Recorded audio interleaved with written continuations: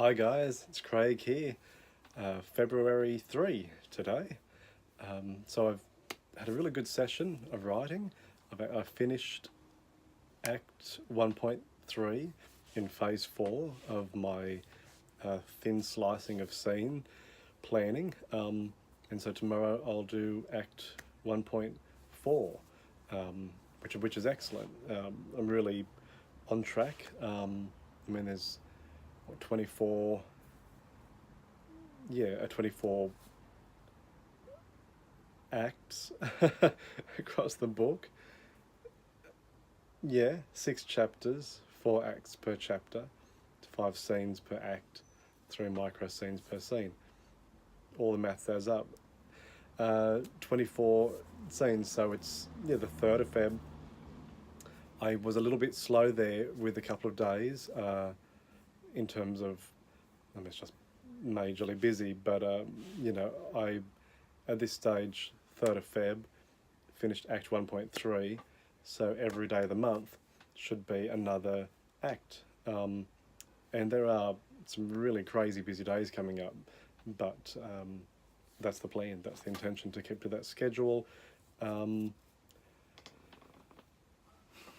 was I going to say? I think one thing I was going to mention that's been on my mind as I've been doing this has been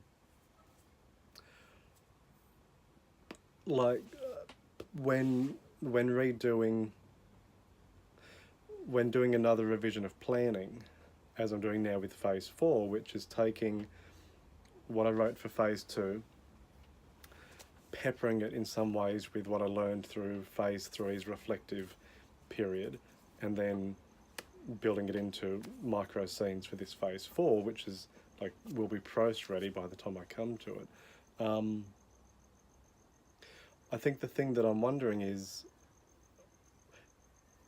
how much do you edit and try and improve upon what I did for Phase 2, and how much of it do I respect for the fact that it came out the way that I was thinking at the time, and there was something spontaneous and good about being created newly, it was a new creation that I was building it for the first time, and now that I'm revising it, I think there can be the trap in some respect of thinking, I think I could do that better by planning it and thinking about it in different ways, and yet it wouldn't necessarily be better, it would just be different,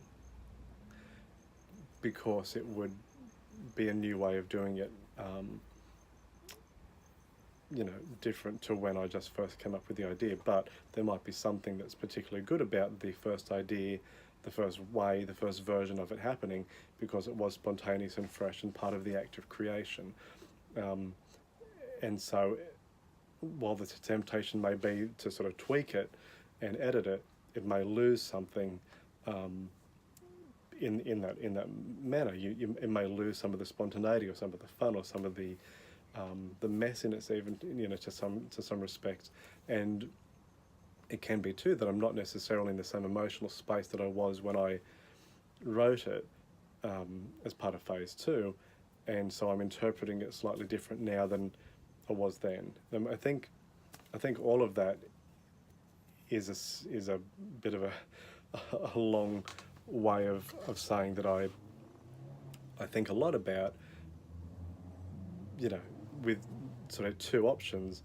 Are they different just for the sake of being different, or is one inherently better than the other, and so we have to think about that. But I think a lot of the time it's very hard to tell, particularly with the passage of time, if one option, if the current option is better than the old option, or is it just different and you're in a different headspace, etc. I think I've said that in the most complicated way possible, but that's what I'm thinking about at the moment. And what I'm doing is really just I'm leaving it for the most part, except for those little things that I'm peppering through, as granted by the reflections of Phase 3. I'm thinking, no, I liked what I wrote. It's cool. It's a if there's something that's wrong, that just doesn't make sense, or I come to it and I think, yeah, that's not very good, and I have a really new idea that I get that feels better, then that's great. And I'll know that when it happens. But when it's just a matter of thinking, should I be changing this because it's phase 4 and I'm doing a second review, I don't just want to change it for the sake of it. I want to I want to hold on to what was true the first time around as part of the phase 2 planning process, because that novel that I planned out in part of phase 2, I want to read that novel. Like, I really love it. I love the action. I love the way it all passes through. If there are gaps that I come to I'm still just in the first chapter. If there are gaps that I come to later in the book, when I'm doing this phase 4 planning, I'll fix it, I'll smooth it out, I'll correct the errors, I'll use phase 3 to make that happen, the learnings from phase 3, and we'll move forward. But at this stage, I just really want to write the book that that I did in phase 2, and this phase 4 is simply cutting the scenes into bite-sized pieces where the descriptions are a little more applied to particular sections of text, so that that's where the prose will come from when it's time. All right, that's that.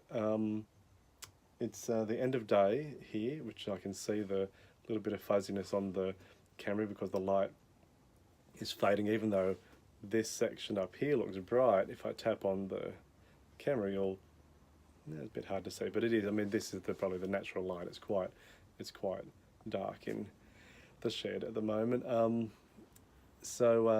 had a busy day. I was on the radio with a friend this morning for a segment, and it was just a busy day. But it's been lovely up here this evening writing, even though I do always sort of kick myself a little bit for not having woken up early enough. It's just tired, and I had an afternoon nap just to try and catch up on a bit of sleep. And like I said, this month is a huge month, so I need to pace myself and do what I can, but write every day. If you don't write every day, the novel won't happen. That's the final message for this vlog, except to say that I received another piece of amazing commission art. As happens every second day, it feels on this vlog, and I love the colours in this piece. I just love the way that protagonists are portrayed. The city in the back, I'll put it up now. You can see the city in the background, and the two characters there. This was done by a Brazilian artist called Monomite, and I just dig that so much. I think the purple sky, the orange glow of the sun setting behind the city, and the light on the two characters and their muted colours, and I just think that's so cool. So yeah, brilliant. Just I love these visual depictions of the characters. It renews my interest in them in all sorts of ways and gives me new aspects of them to think about. The visual aspect is just so useful and so cool. So thank you very much, Monomite, for that.